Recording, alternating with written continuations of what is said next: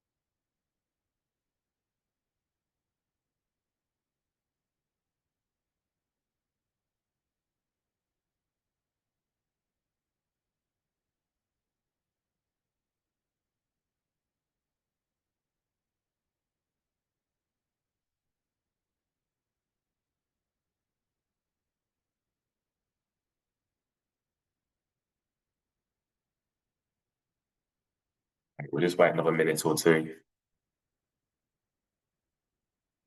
How is everyone this Monday morning? How are we?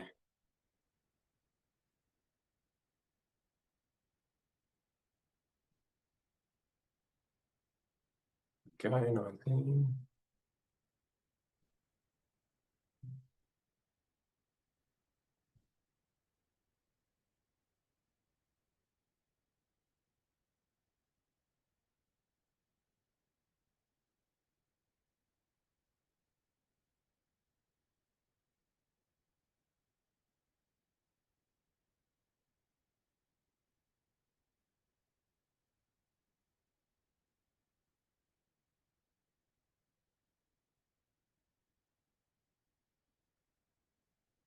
Hey, great. I think let's kick off. So, good morning, everyone.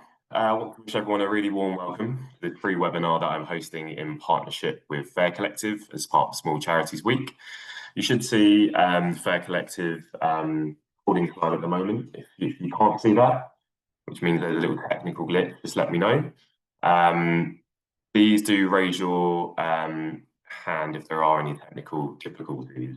The session will be recorded and we'll also have slides that will be sent out about a week after the event or within a week. Questions can be asked at the end. So we'll have a good 10-15 minute section where we can, we'll collate all the questions that are asked in the chat and we'll run through those then. So good morning, everyone. My name is Louis and I'm one of over 100 associates that make up Fair Collective, which I'll just tell you a little bit more about.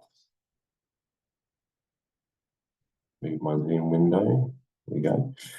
Fair Collective is a social enterprise that matches social good organisations with talented freelancers and consultants. We work with organisations of all shapes and sizes, and we specialise in supporting small localities. Fair Collective delivers on day rates, so it's defined by a charity's income level, and they donate at least 50% of profits to further the mission of enhancing fairness across the charity. Okay, so there is a fair amount to go through this morning. Here's a snapshot of what we'll be covering. I'll delve into these areas and there'll hopefully be many digestible takeaways. But if anyone would like to connect post-event, happy to continue the conversation and answer any more questions. Recruitment is a big, busy and extensive beast, so we'll only be able to touch on so much, but we'll have questions at the end, so feel free to collect those and we can run through them. But as I say, don't worry about capturing everything in the slides, and the recording will be available to everyone who signed up. So a little bit about me for context, who this person is talking at you for the next hour. So my name is Louis and I'm the founder of Higher Purpose. I've recruited in partnership with charities of all shapes and sizes for just over a decade now. And I effectively take the headache out of hiring.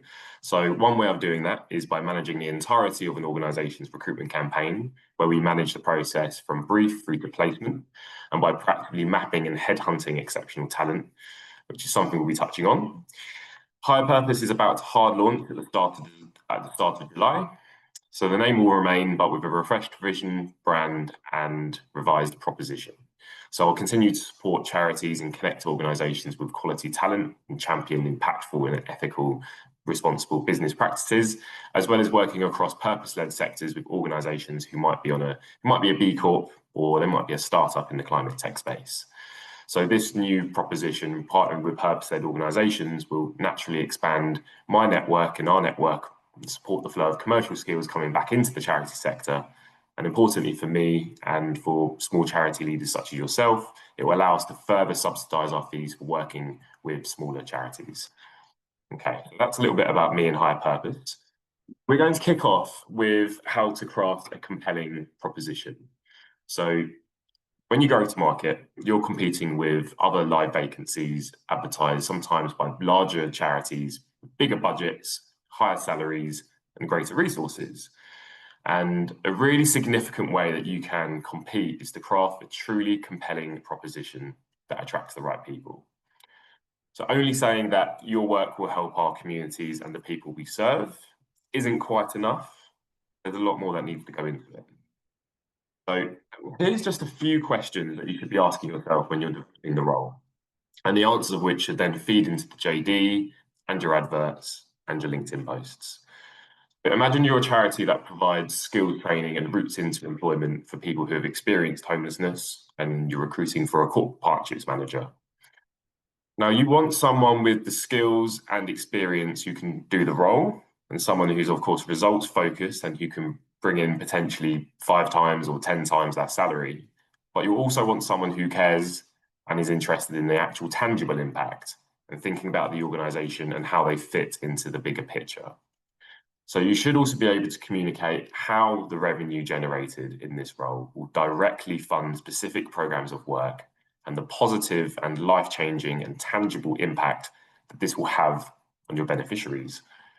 So you might say, within 12 months, we expect this person to have acquired at least 3 new multi-year contracts with brand new corporate partners, totaling 800,000 in income received. This income will directly fund and fuel our flagship employability program, and we envisage this will support over 5,000 aspiring professionals into paid employment over a 3-year period. So that is an example of where you are really doubling down on the type of work you're looking for them to do, but you're also giving insight as to how this work will positively affect your beneficiary base as well, and the impact and what that looks like. So another question you might want to ask yourself is, how will this person solve your problems? And what will the positive impact be as a result? So the people you want who are driven by purpose and they're driven by impact will respond really well to this.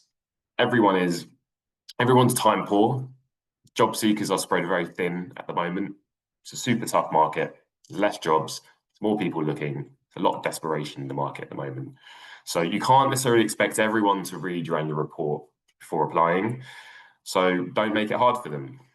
Make it very, very accessible of what is this impact? What does this look like? Have that on your JD, have it on the front of your advert, have it in your LinkedIn post as well. This should be a real core part of your messaging. So you're likely already doing the work and you should have the data to hand to talk about it. This next slide is an image taken from a candidate pack for the vacancy of a bookkeeper at the charity Create. So they empower people to reduce isolation and enhance the well-being of individuals through the creative arts.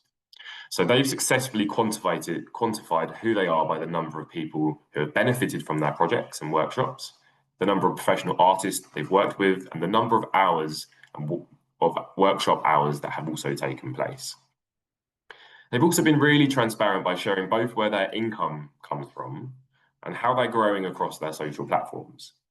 So anyone can find this out via the Charity Commission and via a quick search across LinkedIn, Instagram, Facebook, but they're capitalizing on this data, which is easily accessible for them, and showcasing it as a metric to demonstrate both their impact and reach.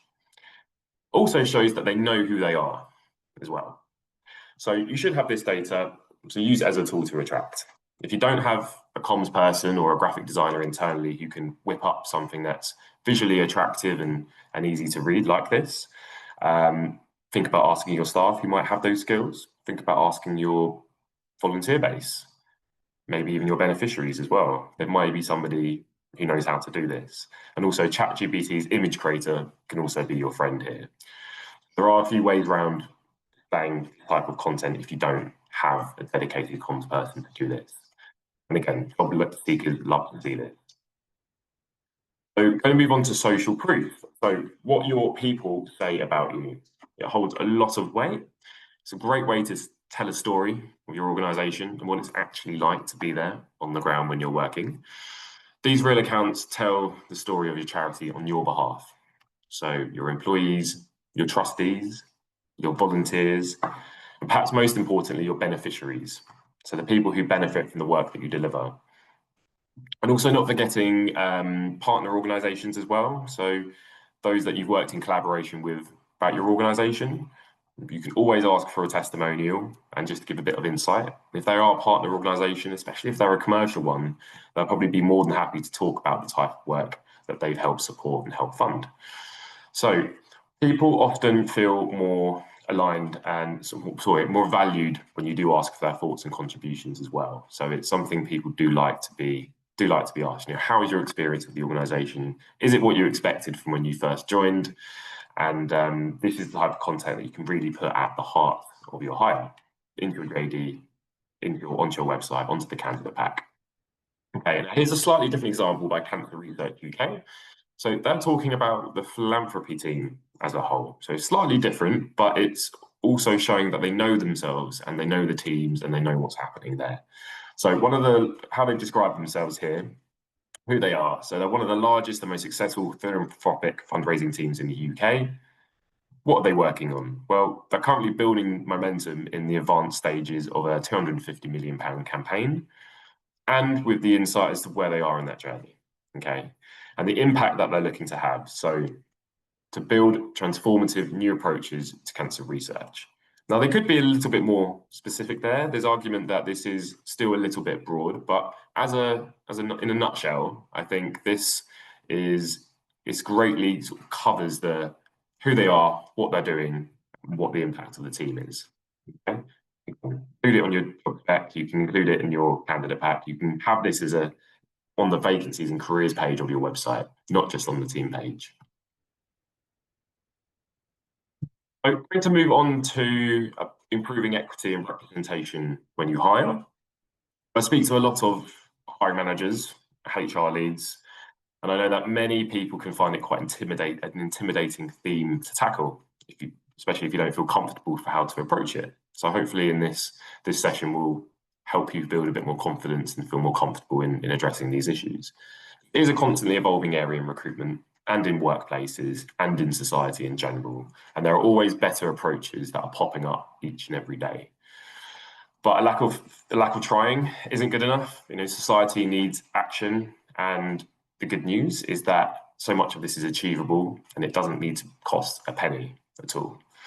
So we're going to touch on why this is important, first of all. And I'm sure many of you know this working in the sector, why diversity is key, but it's always good to have some facts and figures which can help actually back up these sentiments as well. So alternative perspectives, it's a very obvious one, but having diversity of thought within your organisation is a good thing. Diverse teams are better equipped to make well-rounded decisions because the decisions will be informed by people with alternative perspectives, not by a homogenised group of the same background. So your beneficiaries will benefit, especially if you're inviting people with lived experience to join your culture as well. Engagement, satisfaction, and retention. So a study by Great Place to Work found that when employees experience belonging, they are 3 times more likely to look forward to work, 3 times more likely to say their workplace is an enjoyable place to work, 9 times as likely to say they are treated equitably, and 5 times more likely to want to stick around too. So I've included all of the reference links at the bottom, the stats, which you can see there. You'll have those in the next week. Touch on profitability. So according to a McKinsey report about 3-4 years ago, companies with greater diversity outperformed those that were deemed as less diverse by 36%. So there's also a financial incentive at play here.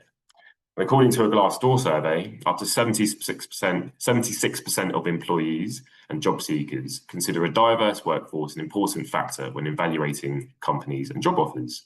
So this engagement also translates greatly into retention rates. Retaining staff is key because it saves you money long term. Recruitment can be expensive, but it can also be detrimental if done poorly. And having the wrong person in post for 3 months can be drastic to your culture. So retention is key. So it's one of those key metrics to keep in mind. Last year, the Financial Times did a piece on how poor social mobility also cost the UK economy 19 billion annually in lost growth. And that addressing social mobility could result in a 6.8 billion in additional tax revenue. So importantly, the diversity of your organisation will not only create happier, more engaged employees who will be less likely to leave, but it will attract a greater number of applicants from diverse backgrounds, therefore increasing productivity, profitability, and will also hugely contribute to improving social mobility across our society as a whole. So with that GIF that you can see there, or GIF, however you want to say it, it just makes sense. But we like data, and especially when it backs up what we believe to be true. All those reports are available after this webinar. And before we look at actually going into market itself, so you need to define the role. And this is such a key part of the whole recruitment experience, I'd say, from both as a hiring manager recruiting directly and as a recruiter who's taking a consultative approach to making sure you're going to market effectively. So we're going to focus specifically on the person specification. So again, lots of words on these slides. Don't feel like you have to take loads of notes and capture everything that's on here. Recording the slides will also be available. Accurately defining the technical, behavioural and cultural competencies is crucial here. And this is the part where candidates review and decide whether or not they will apply. So don't just recycle an old JD from 2019 and hoping that in 2025 it will still compete. It likely won't. JDs need to be, I won't want to say extensive, but they really need to accurately define what you're looking for. And so just having a few words under each one for the person spec isn't necessarily going to cut it. Okay, so it's not inclusive, first of all, to say we need someone who is degree educated when the role has zero reason to have a degree. You're simply excluding credible people who are more than capable, who haven't gone through the university route.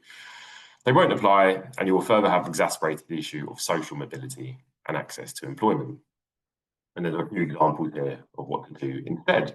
The examples on the top are effective examples of what you could say, and then the considerations are questions that you need to be asking yourself, and it's more the type of question. Is this formal qualification necessary?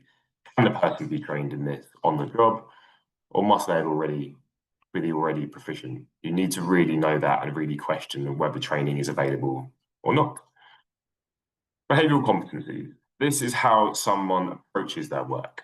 So one of these examples I'll read. A trusted team member who leads by example, acting with integrity and able to take accountability where appropriate. This could be true for many different types of people. I mean, potentially a finance lead within an organisation where data entry is really, really key.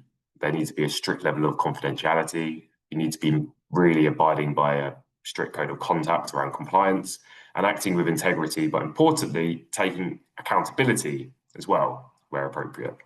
So those types of behavioural competencies are usually more related to the role and the team itself, so how you're actually operating.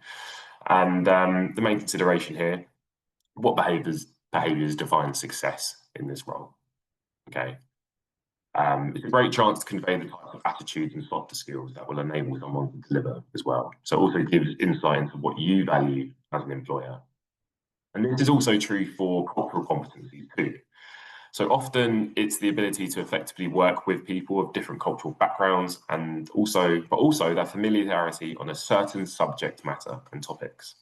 So it's a chance to communicate your culture and share insight into the type of person who will thrive and flourish.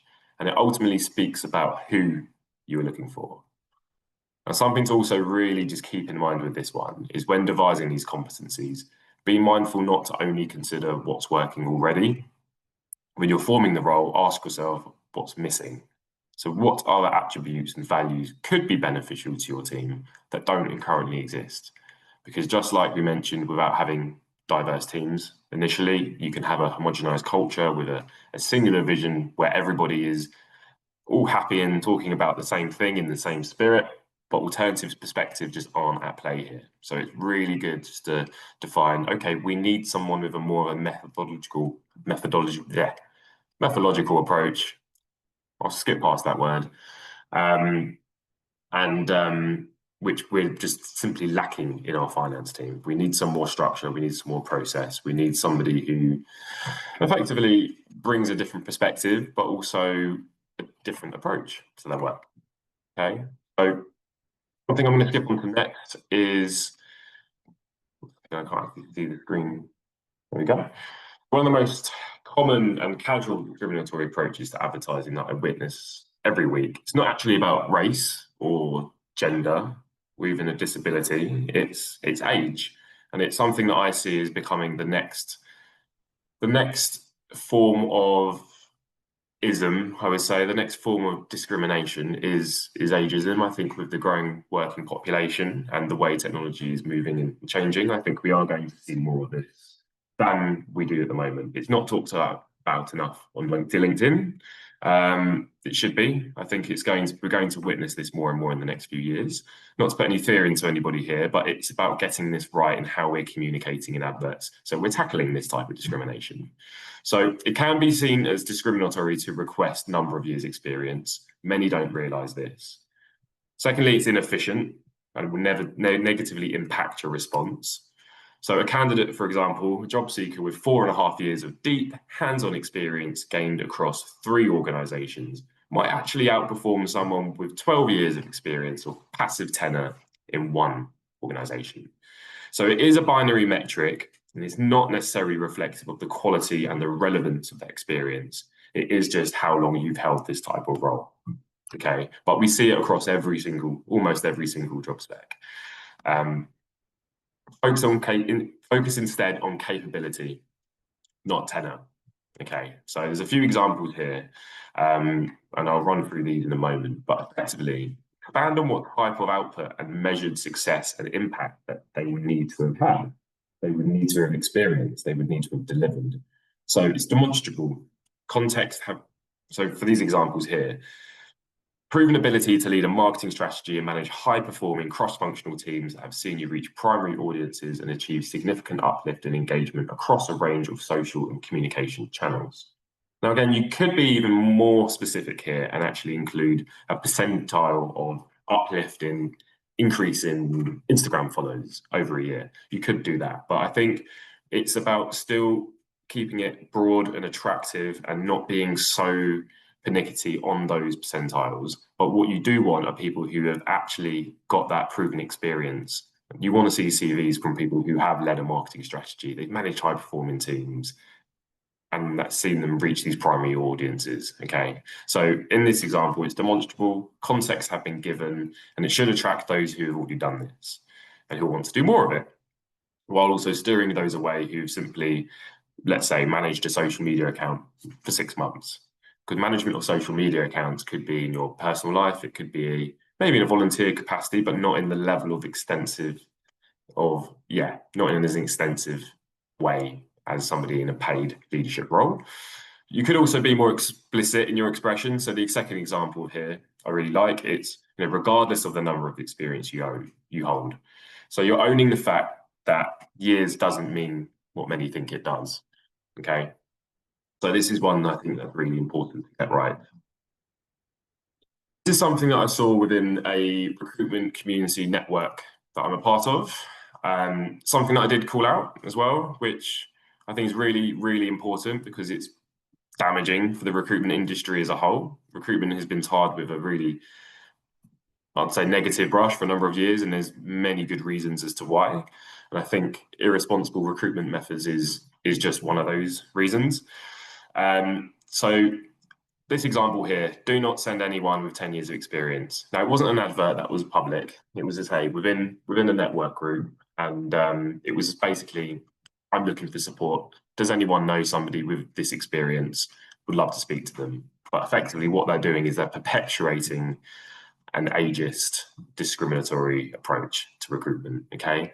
So not only will these behaviours negatively impact an employer's brand, but the advert might even be seen by hundreds or even thousands of eyes, and it reinforces biases towards people's age, people have towards age. Someone with sufficient experience who would apply won't, and are likely feel rubbish as a result because they would have been discriminated against, okay? Definitely don't be explicit when you ask for the years of experience. And as I said from the previous slide, just avoid it altogether. It's not as productive. People will discount themselves, they'll self-eliminate from even applying. So, in a nutshell, and actually, I'm going to touch on this just quickly because there have been many instances where employment tribunals have ruled against organisations that use time-based criteria without justification. So that's also something to be aware of. One justification, because I've got the second bullet point here, is only justifiable if it's proportionate and necessary. So one justification is where you must have 3 years of post-qualification experience, PQE, in the field, let's say as a solicitor or even a social worker. So it might be for insurance purposes, or it might be related to a piece of statutory compliance. But that's pretty much it. Outside of that, it's just a form and a metric that people have recycled from previous JDs because 5 years sounds better than 2 years. It's as simple as that. So for the most part, it's not justifiable, and it's not an effective method to attracting people. And as we know, teams that are more diverse are happier, employees stay for longer and are more productive. Teams are more productive and more profitable.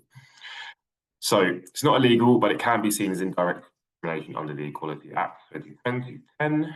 And yeah, I won't touch on this anymore. I think we've fleshed this one out, but effectively showcase what's a nice to have and outline where there is some flexibility, because people tend to self-eliminate, and that's even increasingly true among women and underrepresented groups as well.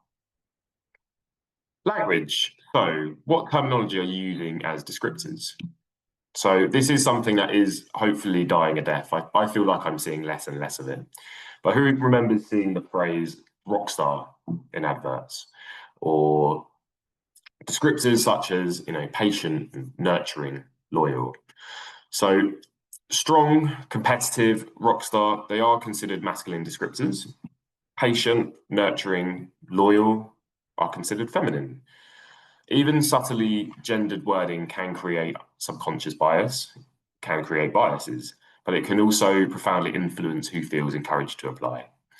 And a people management survey, which I've referenced at the bottom, this came out and revealed that applications from women dropped by 10% for roles that used male-coded words.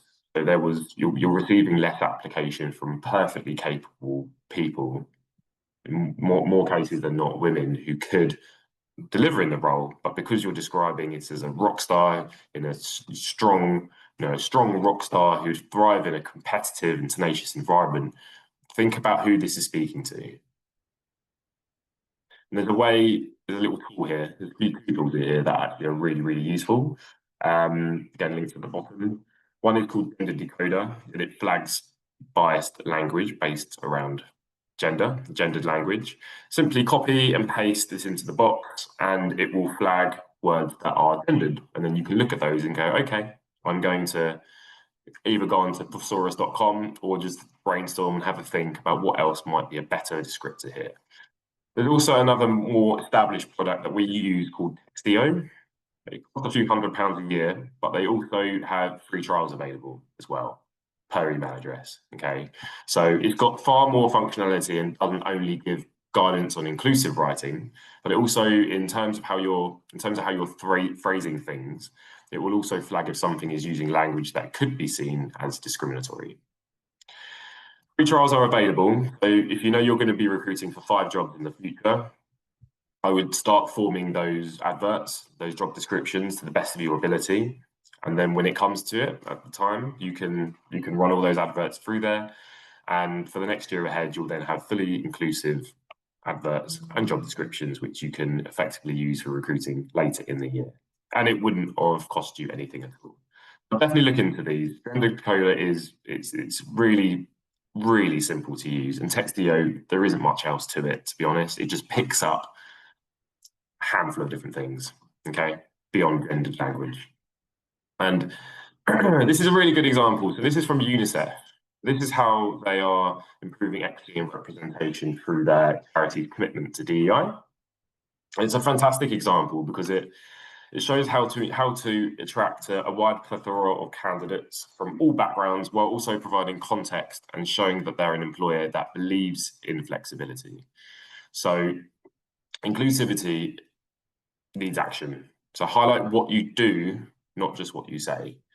So they state that they'll happily discuss other options to suit your circumstances. So they're open to that dialogue because they can. It depends on your working arrangement, but flexibility attracts people from a much wider talent pool. They also give a reason as to why as well. So they particularly welcome applications from Black, Asian, and minority ethnic candidates, LGBTQ plus candidates, and disabled candidates, and from men, because we would like to increase the representation of these groups at this level at UNICEF UK.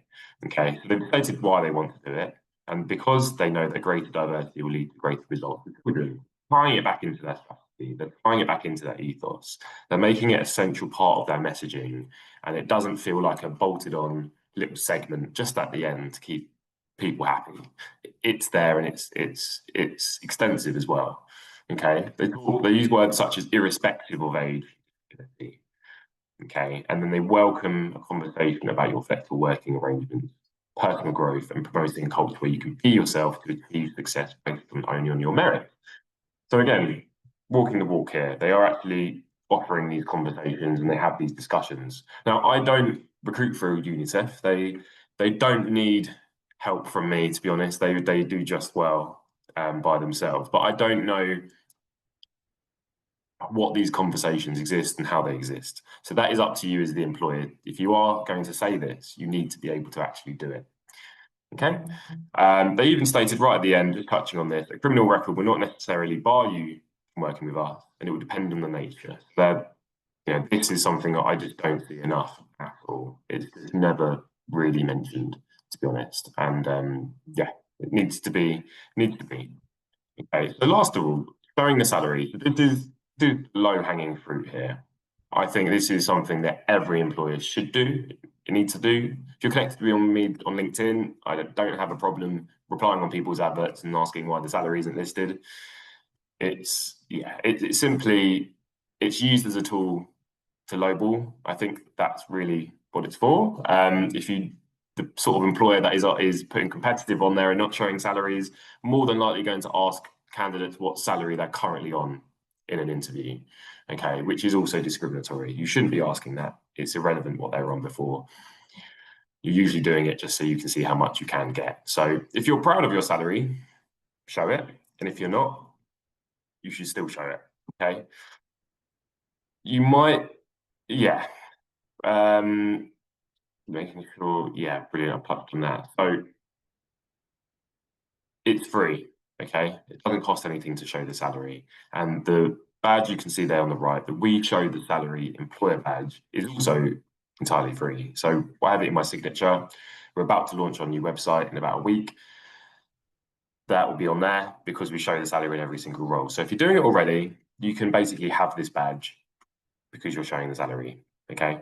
Stick it on your website, stick it in your signature, and show the salary. Lastly, accommodating at interview. So again, there's so much you can do to improve equity and representation when you hire. But also, when you hire isn't just your adverts, it's the interview process and it's the experience for candidates.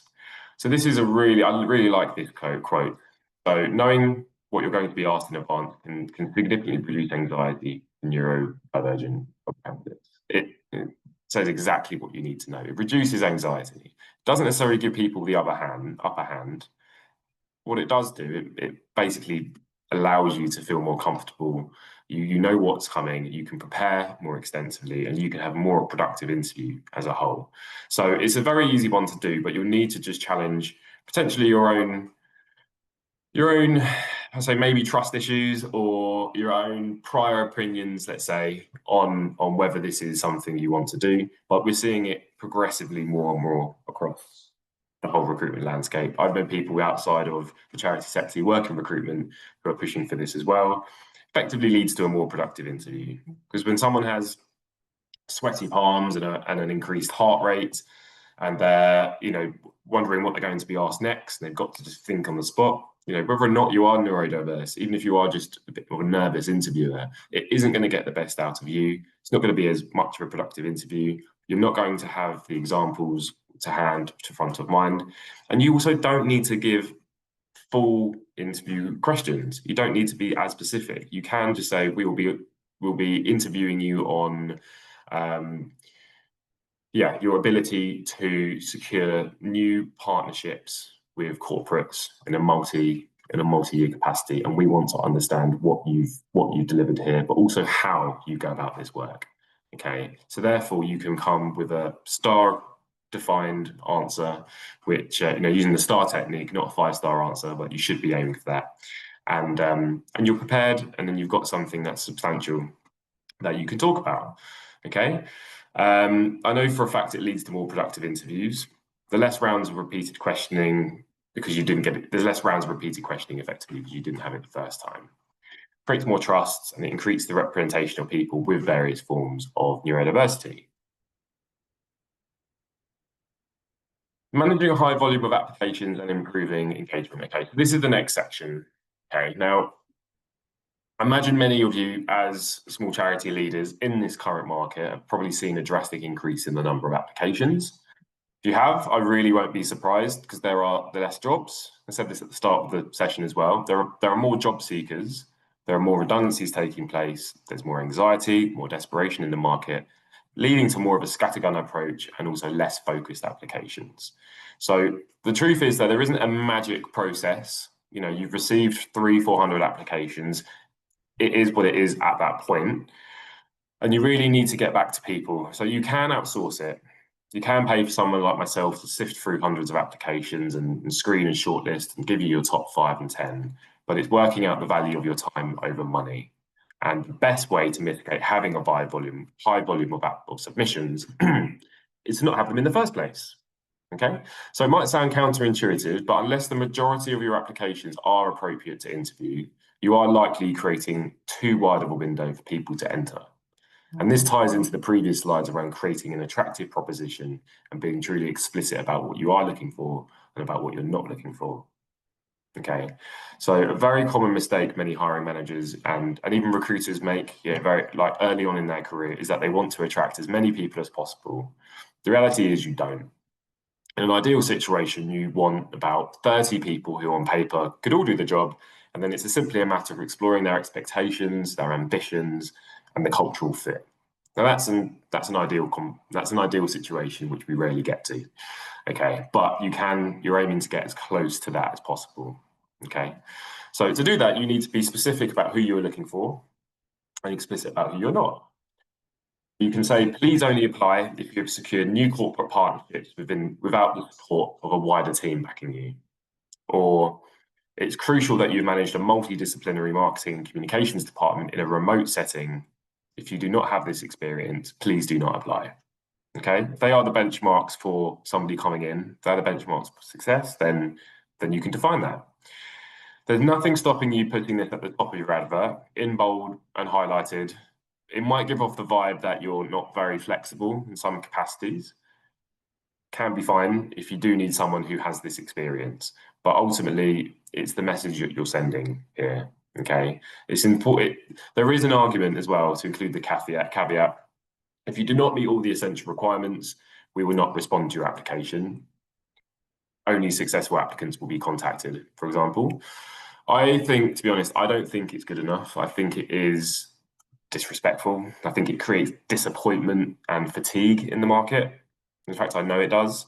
People lose hope when they don't receive a response. And as a result, it might also harm your brand, because job seekers, I speak to them all the time. Where are they applying? How is their job search going? Are they hearing back from people? Just getting a sense of their experience in the market, getting a temperature check of where people are, because the zeitgeist, it moves across in a very cohesive way. You'd be surprised months by month, quarters by quarter, there are different feelings and sentiments across the job market, usually obviously related to the economy and the situation of different employers in the market.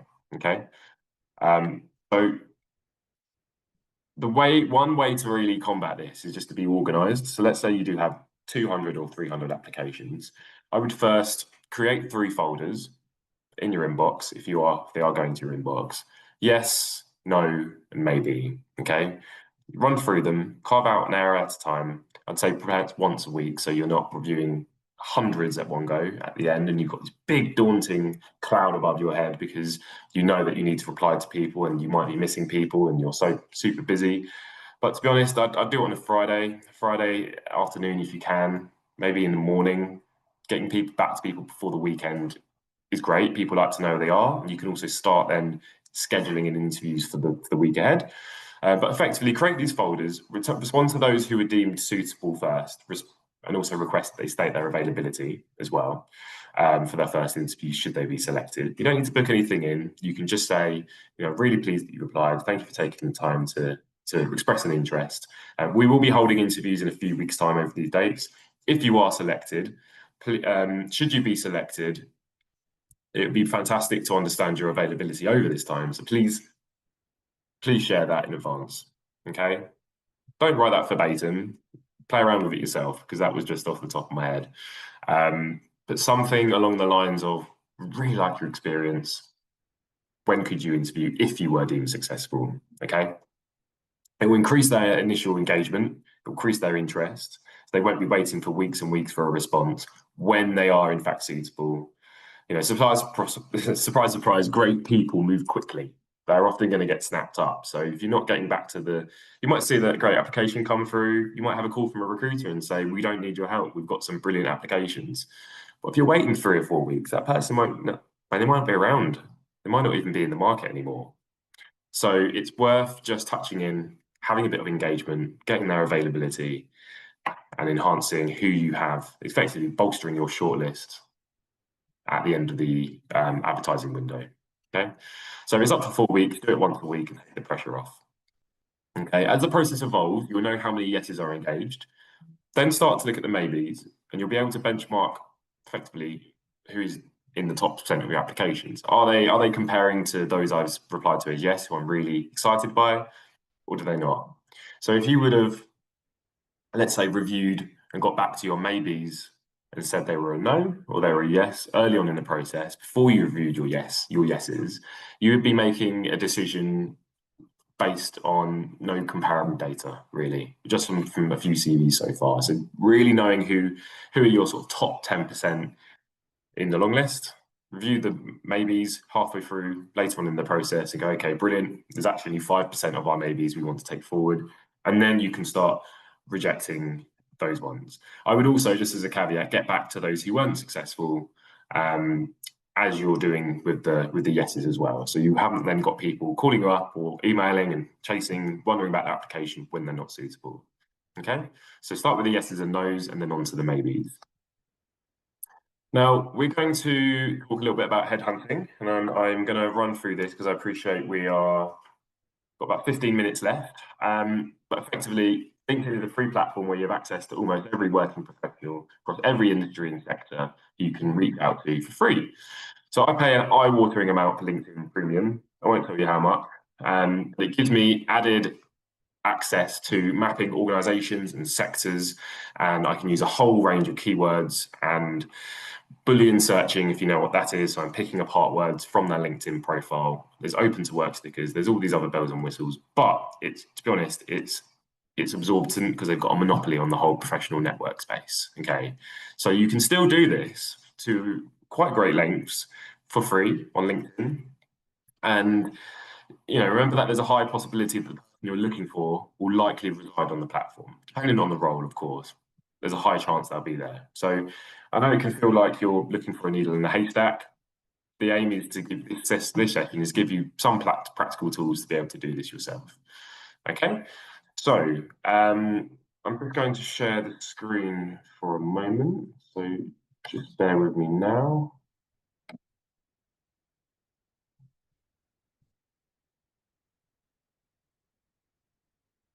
Okay. Okay, I didn't mean to drag that 1 second.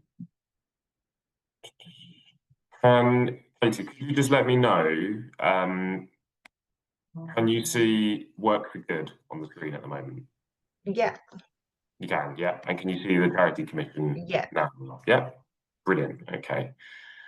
1 second. Okay, brilliant. So Work for Good is a great platform to show find organisations across the sector. If you're headhunting and you're mapping and you want to go, okay, let's say I'm recruiting for fundraisers in Bristol and I'm an environmental charity. So what you do, you click on UK, click on Bristol, click on location. Okay, maybe Bristol, Bath, they're both commutable distance from each other. And then you're looking at, let's say, environment and conservation. But at this stage, you might be open to the size of the organisation. They don't need to be a small charity. They could be a large one. They might be a fundraising an assistant in a large charity, and they might be a great coordinator for you to step up into your position. Okay. So what we're going to do here is we've done the search by Bristol and environmental charities. We've got a handful of organisations here. Okay. It doesn't seem like it's gone into environment. Let me just change that. Yeah, it looked like it had reset. So, okay, brilliant. So, lots of environmental charities. Let's take Rewilding Britain, for example. So you might want to look at them on the charity commission and just get a sense of how big they are, maybe in terms of revenue. So almost 2.5 billion in income. And you can see that an eighth of their expenditure is on raising funds. And they have 23 employees. So I would say there's probably a couple of people in the fundraising team, maybe 2 or 3. Okay, so you can then go onto LinkedIn on the main front end. Come to this page, you click enter. It takes you here. Now we're looking for people. These are people. We are looking at rewilding.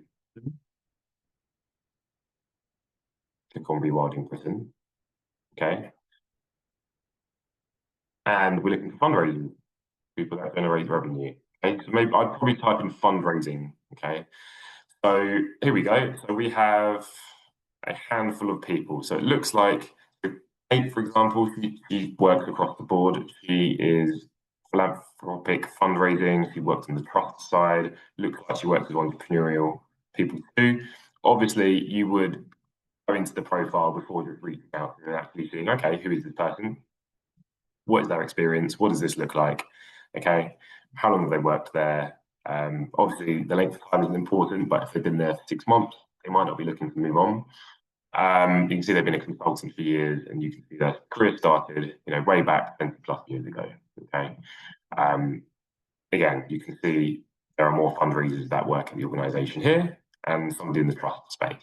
This is a really useful tool, and effectively, we'll touch on outreach.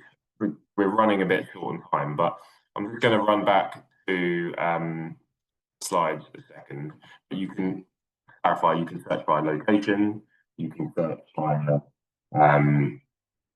there's a skills one, past organisations as well. So organisations that you would love in your area. Let's say they're in Devon. You go, I'll take a fundraiser from any fundraiser from this charity here. Let me just see who's working in that space. You can put in past companies. And if you were to go back to Work for Good, you can select 5 or 6, let's say, and you can just keep adding them in here in fundraising, and it will break down your shortlist.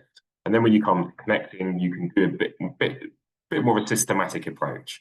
But importantly, I want to let me just get back to the slides. Hopefully everyone can see this. Are we back on the... Yeah, we can see your slides. Yeah. Are we now on this page with the Work for Good? We're back on the slides, sorry. Yeah, Yeah. Work for Good slide, yeah. Wicked. Thank you, Katie. Brilliant. So onto this. So sorry, the LinkedIn banner, sorry, the Zoom banner is wreaking havoc. There we go. Okay, so obviously this is the light version of searching. So yeah, where are we? Sorry, it's the next phase. Yeah, brilliant. So when sending connection requests, include a note for context. Okay, so find the familiarity, the nuance in their background, or any area that resonates with you or your organization. So be creative with it. So if they went to the town that you lived in when you were at university, maybe, for example, you maybe you can see they're wearing a particular brand kit that you have as well. You're looking for something that just it strikes a chord with you, or there could even be something in the bio that they reference the values that matter to them and it aligns with your organization. You want to effectively find some familiarity, and you don't want to connect and share a vacancy off the get-go. People don't like to be bombarded with collateral as soon as you connect to them, without any sort of an introductions. I sometimes get connected with, and there's a CV and there's nothing else. There's no hello. I'm also going to connect with them, but it doesn't inspire the best start to the relationship. And you want to build a relationship with this person throughout a few years, potentially, if you're looking to bring them into the organization. So I'd recommend engage with some of their content. When you reach out, connect with a note, say, like, for example, hello Ellie, your marketing experience gained working here has really inspired this message. I'd love to talk to you about this opportunity here, and I look forward to connecting with you. You can be upfront. You can talk about the vacancy, or you can say, given your active involvement in this initiative, such as this one, only makes sense for us to share a network. And then you can start liking some content. You might have a little back and forth, and then you might want to send a vacancy. Okay. It is time consuming. Okay, headhunting is why it gets outsourced, and it's why people build HR and talent acquisition teams, because it is a dedicated role to map organisations effectively and to do this at scale and well. Going to move on to this side. So this is an affordable platform. Depends on your budget, but the LinkedIn Recruiter Lite, it basically gives you a whole host of benefits.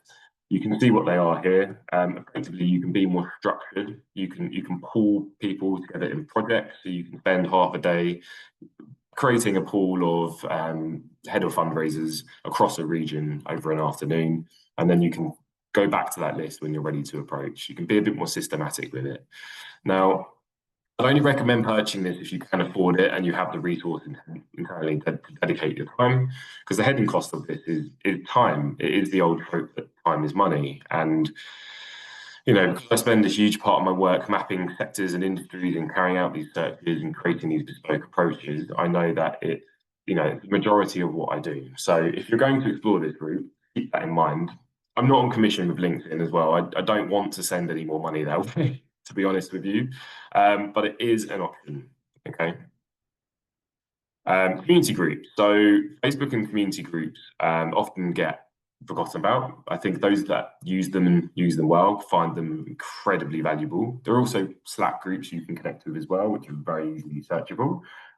These are really great for frontline community support roles and fundraising positions. I find roles where people are existing in that subsector for quite some time. They are going to be in the care space for 30 years. They are going to be a fundraiser for a significant period. You usually have to request to join these groups, but if it's relevant and it's a great proposition, then the post can gain organic traction. People will hopefully discuss and engage, and it will just promote itself. They're really good for regional or sector-focused groups, such as there's one I found called Essex Care Connections. It has tens of thousands of connections, and there's loads of activity, and there's loads of support workers, people in that space engaging. It's a great place to advertise for free. Or fundraising chat, the fundraising chat as well. There's one on LinkedIn. There's a really good one on Charity Connect, and there's heaps of them on fundraising on Facebook too. So again, completely free. And what I recommend doing with these is sharing your LinkedIn post. So rather than your website, rather than the job spec, get all that traffic to LinkedIn. They'll become a follower of your profile, expand the reach, ask them to like and engage with it. You've then got a big community who are effectively supporting a post going a little bit more viral and getting more eyes onto it. Okay. Talent collective. So people know great people, especially freelancers who fix problems all over the sector. So obviously we have their collective here. If it's an interim or a temporary role, brilliant. They've got 100+ impact-driven consultants covering pretty much every remit of the sector. Super affordable. Money goes back, 50% of profits go back into the sector. So remember that. But also, as I say, great people know great people. So if you're looking for a permanent head of fundraising and you haven't got the budget, search these sector and purpose-aligned freelance communities. Check out some of the fundraising consultants. Ask whether they know someone that's looking for a permanent or senior role. If their email isn't displayed, then find and approach them via LinkedIn. You know how to do that now. So that's definitely something I'd recommend doing. Referral outreach is also huge. So creating equitable and engaging LinkedIn posts, advertising the role that they're looking to fill. We're not going to have time just to cover that one, but I'm happy to talk to people about how to do that. We've covered a lot of the nuts and bolts that go into an equitable advert, but also how to talk about purpose and impact. But capitalize on the trusted networks you have. So you can also include it within your charity's newsletter if you have one. Send it out to your trustees, send it out to your team, send it out to your volunteer leads if it's appropriate. It might even be suitable for your beneficiaries to receive them, but that depends on the type of organisation and the culture of your organisation too. What about fellowship and alumni network? So do you know whether your employees are part of any? Whether it's Core Social Leadership, for example, they've thousands of fellows now. Many people go through these programs. They might also be within your organisation. They might be part of a fellowship. They might have routes to further get these posts out. Okay. At the very least, the link will circle back to everyone, back to LinkedIn, promoting the role, which I've already touched on. Okay.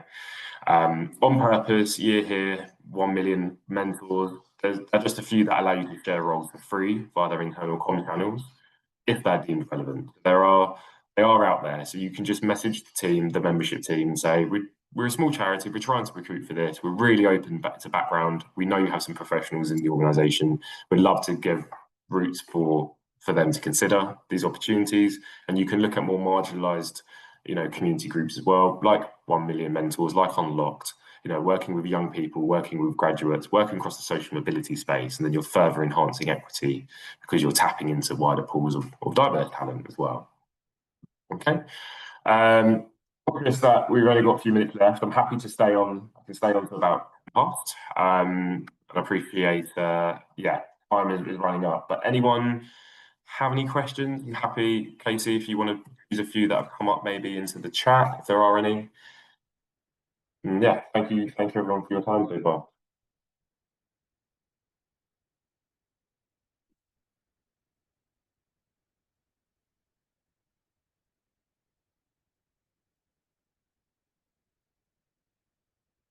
Cool. Okay, no questions? More questions? We've got a question from Caroline. Far away. Any tips for being explicit about a part-time role, looking for people for whom part-time works long time, not just right now, or for any employment at the moment? Is it as simple as stating that in the ad? Yeah, I would. I think it is. I think first of all, you want the word part-time. You want to convey that. People do search that as a term. I think if I understand the question correctly, it's how explicit you're being. And I think the most explicit is best, to be honest. I think people from a candidate's perspective, they don't want to go through the process and then they find out it's something different over time.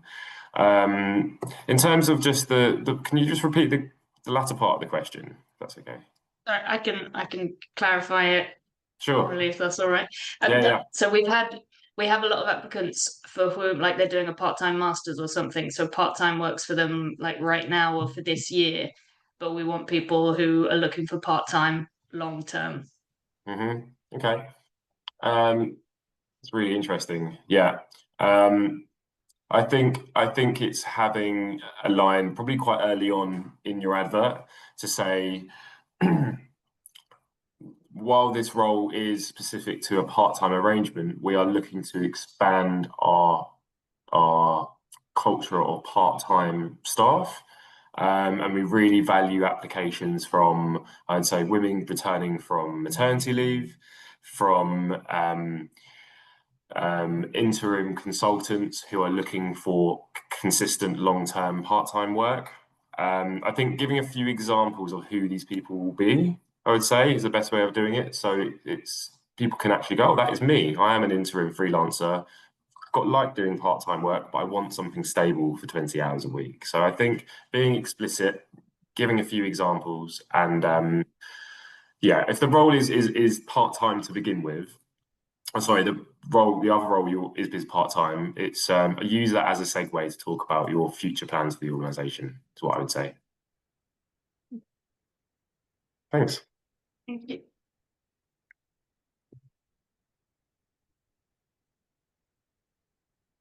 I think Katie added to that people returning from parental leave. Yeah. Yeah, and there was a question. I think. Oh, sorry, I can't find it now. But I think someone said, "Oh, Pauline said I got a bit lost regarding LinkedIn. Can you please go over again?" Sure. Which part in particular? Was it the searching or? Actually, probably most of it. But no, Problem. it was the bit towards the end when you were talking about using.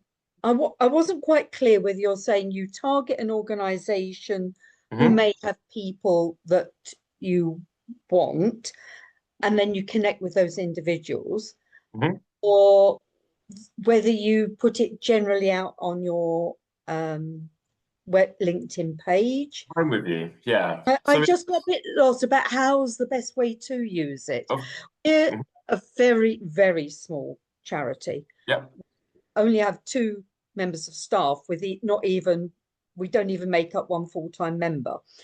Sure. And we're looking to perhaps hire somebody for 2 as part-time, like the previous speaker said, perhaps for a 2-year contract to help us with corporate fundraising. I'm not sure from what you said how I would use LinkedIn to go about it. Yeah, okay. And I rushed through it a little bit, so I do apologise. That probably wasn't as clear. That was probably the most useful, actually. Not a problem, no. So 2 things. One is both approaches are key. So having a LinkedIn post to simply advertise your job with a link back to your website in a way that talks about purpose of the role, the potential impact, and also being explicit that you are open to people from X backgrounds with X lived experience. So that equity side. So that's a separate thing. And then with headhunting, effectively that's your outreach. So that is searching for people that you want to find, you want to approach about a job. So they're 2 separate things. One is just a LinkedIn advert. The other thing is I'm going to search via location or via region or via the type of organization itself. Let's say you have 5 organizations that you would like to explore who they have internally. So this is headhunting effectively. So people who are applying for adverts make up about 20% of the actual workforce. So there are the other 80% of people are passively looking, or they're not actively looking, but they would actually consider a job if the right opportunity landed. So it's about tapping into all of this untapped talent, which you just don't have access to without proactively headhunting, without having a recruiter or using LinkedIn or going after, through referrals and through networks. You are just getting the people who apply who happen to see your advert. Okay, so that's why the headhunting side is so key in recruitment, because you'll have a greater pool of suitable people to choose from. And you can be quite specific. You can effectively find the best person for the job and approach effectively and inspire and guide them through the process. So did that answer your question, Pauline? We can have another chat after this if you like. Yeah, okay, thanks. Yes, because I think it was then when you went on to talk about the others, and then you said, the other it was a bit rushed. Yeah, no problem. Yeah, and then, and you said, and we've already, you go to LinkedIn and we've already covered that. And I thought, oh, got lost. Okay, no problem at all. Yeah, let's have a chat afterwards. Yeah. Thank you. Can I just make one comment though? When you talk about ageism, can we also make a plea for it the other way round? I mean, I got the impression from what you're saying about, younger people being subject to ageism because of a 10-year experience or something. But can I make a plea for older people, because there's still a lot of ageism regarding older people? Yeah, absolutely. And that's person. Yeah, that's the sentiment behind. I see it becoming an increasing issue is on older people. So that's the way I see the weight happening. I think my example was more looking at I think the 10 years of experience that people describe lends to discriminating against younger people as a whole, but the type of approach, the way it all feels like it's going is that older people are going to be more discriminated against. So I didn't communicate that properly, but that was the sentiment towards that demographic, the older generation, for sure. It's a big issue. Absolutely, it really is.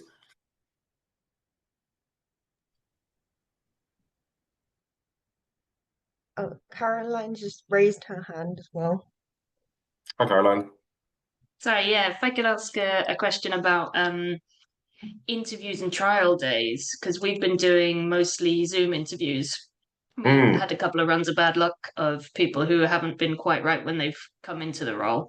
Yeah. So we're thinking about going back to doing face-to-face interviews or doing something like a paid trial day so that you get more of a sense of the person's abilities and things. Do you have any guidance around best ways to do that, especially in a sort of environment where remote is standard and understandably sort of welcomed? Of course, yeah. What is, just for context, your organisation, are you remote based? Do you have, how does your work exist? How do you deliver? Yeah, we've got an office in London, and our preference is for hybrid working. So to have the team together like once a week, ideally, but we're flexible to the person's situation. Okay, it's hybrid working. Okay, yeah. And the question is, you've been doing Zoom interviews, but you're wanting to bring people in and doing more skills-based assessments or more practical assessments? Skills-based assessments, I guess. We've been doing sort of exercises as well as the Zoom interviews, and that's okay. But I think we've been missing something because our past couple of recruitments haven't worked out. Yeah. Well, what I would say, I think there's a few things. There's arguments on all sides, I think, with this. The thing with it may not be the fact it's online that's causing the headache and maybe causing the blockage of not the right people. It could be a lot earlier in the advertising funnel or where you're finding people. It could just be the individuals. The ones who didn't perform on Zoom or who weren't right may not have performed in person. It can wheedle out, obviously, in-person interviews are a great way to meet people and get to know them and really understand someone's motivations and intentions. So I would say the best way to do it is, I think, showing flexibility for those dates. I think giving a number of options. If you just try and do them all in one date, you'll be seen as being quite rigid and inflexible, and people not everyone will be able to do them. So I think having a few dates, some early morning, some over lunch, maybe some even consider out of hours if possible for people who are working. I think it often gets just forgotten about that people are in jobs and they have to travel to an interview. Often employers aren't paying them to do that for the interview, so it's out of their pocket, out of their time. So if you can be just as flexible as possible, I would do that. But ultimately, I think the best way of doing it is really having a robust interview process with the correct scoring metrics that are predefined. That is a set framework that gets used across the board. And then when you're only really meeting people in person, when you are 85-90% sure on them, and it's more of a sense check. So rather than then interviewing 10 people in person, it might just be 8 online, and then you see 2 or 3 at a final stage. That way it saves everybody time, and you're relying on your actual process around interviewing to really weed out those that aren't suitable. But happy, as I said with Pauline, Caroline, I'm happy to jump on a call and go in a little bit more detail and look at those approaches to both advertising. Maybe it's actually just the interview styles and how you're reviewing behavioural competencies, and maybe there aren't. I don't know. I don't want to speak for you, but maybe it could be more thorough competency-based questions where candidates need to bring case studies to interviews, and to really unpick that. So we can have a chat about that if you like. Yeah, thank you very much. Cool. Brilliant. Thank you so much, Lou. I think that's it for all the Cool. questions now. So thank you so much for also taking the time to do, a longer session as well for us. You've been brilliant. No Absolute problem. great session. Thanks. I'm sorry I had to run through it a little bit at the end. Lost a bit of time, but yeah, thank you everyone, and have a lovely week. Cheers. Thank you. Thank you very much.